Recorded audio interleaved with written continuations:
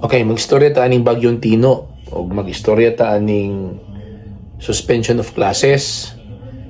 Karon mga kaistorya dinhi sa Cagayan de Oro na balaka na hino ng uban mga ginikanan tungod kay ang ilang mga anak na sa eskwelahan, naka-eskwela na.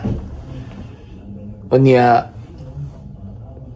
may declare si Mayor Clarix og suspension of classes bandang mga, if I am not mistaken, mga alas 10 or alas 11. So definitely katong mga buntagon or katong mga nag-eskwela og buntag to na sila sa school.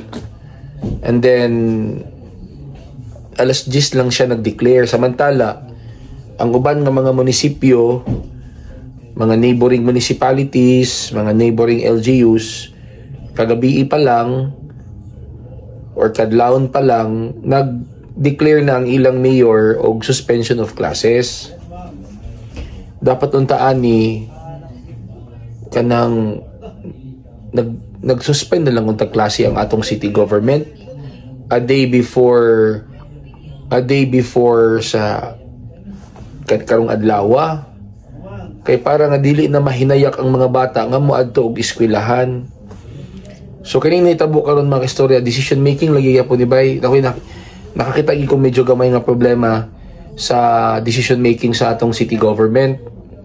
I don't know kung kinsay ilang mga advisors ana nga klaro man kayo nga malabyan ang atong lalawigan sa bagyo. And kini nga bagyo mga kaistorya, dili ni siya basta-basta nga bagyo. This is a severe, di ba? According to Pag-asa, this is a severe tropical storm. So nahulog na siya nga nanan siya pagka super typhoon pod. Although signal number 1 rata, pero lahit na ba yung panahon karon? Di ba? Ultimo galing low pressure area, magbaha na eh. Although galing low pressure area, kusog kayong ulan, kusog kayong hangin, di ba? Unsa na lang ni nga signal number 1. And then moagi sa atong lalawigan.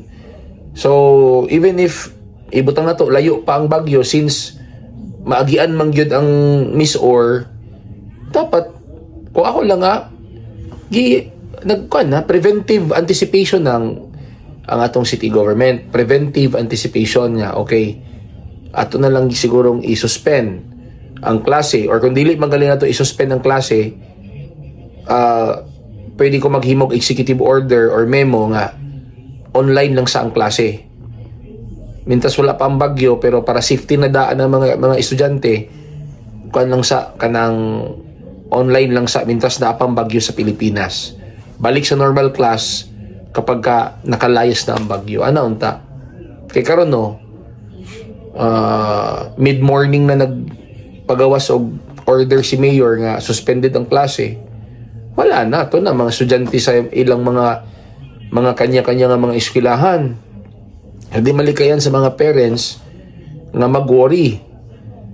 Kaya ang pag-uli naman sa ang problema na karon, what if kung mubundak ang kusog kay nga ulan karon, dagom na ra ba?